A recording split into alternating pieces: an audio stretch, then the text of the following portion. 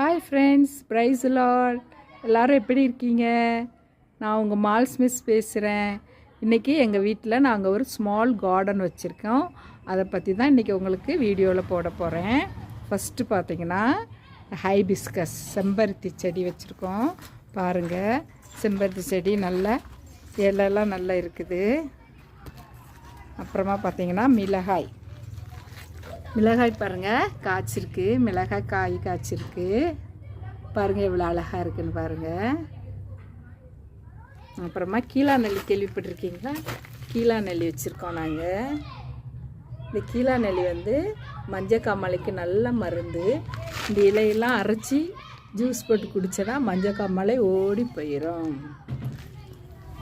அப்புறம் பார்த்திங்கன்னா பப்பாயா பாருங்கள், பப்பாயா எவ்வளோ அழகாக